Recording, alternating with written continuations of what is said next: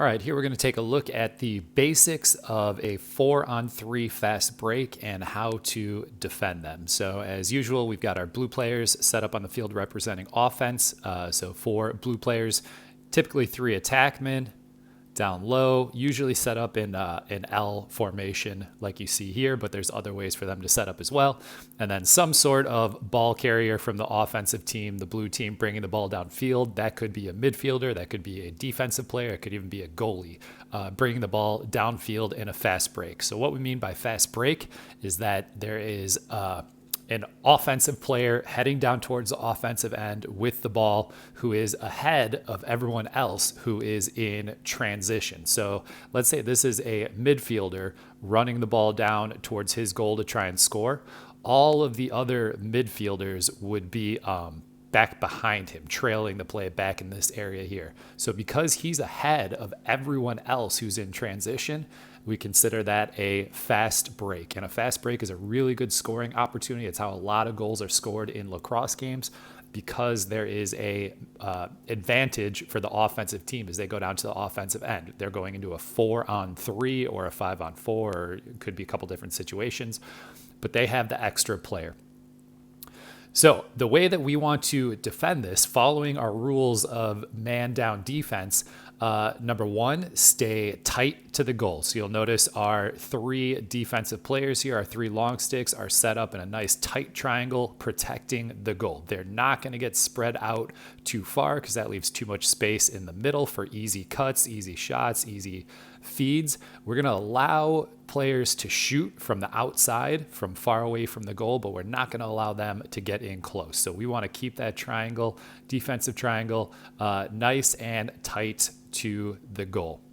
Next thing we want to make sure we're not doing on a fast break or in man down defense is chasing the pass. So when the ball is passed by the offensive team, the defensive player who's on the ball isn't just going to run and follow that pass to the next guy. We're going to allow our rotation to cover each pass. And you'll see what I mean right here. So let's say midfielder number 1 is running the ball down the wing here in a fast break motion. He's bringing the ball downfield. Everyone else is chasing him. Our defense is set up in their triangle. They're calling out their positions.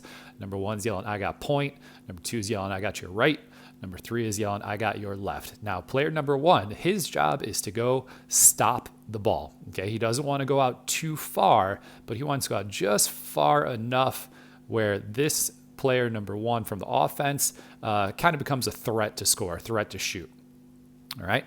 So what you'll notice here is as the defense rotates, as that point man goes out to the ball, we're going to end up with a situation where if you draw a line right down the middle of the field, top of the screen to the bottom of the screen, split it in half, you'll see that we have 2 defenders on the ball side, but we only have 1 defender on the back side. And for a basic fast break, that's how we want to set up. Okay, the ball side of the field is the more dangerous side of the field for them to score. So that's where we're going to make sure we put 2 of our players.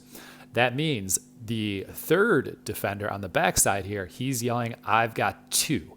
And he's got to keep an eye on number 2 down low, and he's got to keep an eye on number 4 up high. Now, number 2 down low is a little more of a threat, closer to the goal, could cut and score a little more easily. Number 4 here would have to take more of an outside shot, which is a little more difficult.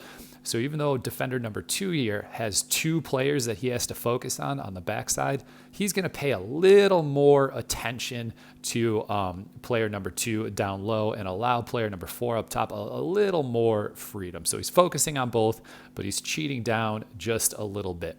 Okay. Now here's where the rotation comes into play when the ball is passed. If the ball goes down the wing from player number 1 to player number 3, there's not a whole lot that the defense has to do to rotate. We still have 2 defenders on the ball side and 1 defender splitting on the back side. Again, if the ball goes back straight up top from player number 3 to player number 1, not much rotation that we need to do. We're still set up with 2 on the strong side, 1 on the back side. If the ball goes across the field, that's when we need to think about our rotation. So let's say player number 1 passes over to player number 4. Now we've got a problem. We only have 1 defender on the ball side to cover 2 offensive players, and we don't want that. And what a lot of youth players think would happen in this situation is as the pass goes from player 1 to player 4, what you'll see a lot of youth players do is as that pass goes across, player number 1 chases it across like this instead of rotating. The problem is it just takes too long for this player to run all the way over here and cover player number 4. By the time he gets there, player number 4 could shoot. Player number 4 could feed a cutter. Player number 4 could just pass the ball right back to player number 1, and then defender has to go all the way back over here. So that's not how we want to rotate. We don't want to chase the ball across the top because we simply can't go fast enough. We want to have our defense rotate to cover that ball. So when that pass goes across the top from 1 to 4, the best way to cover it is a rotation.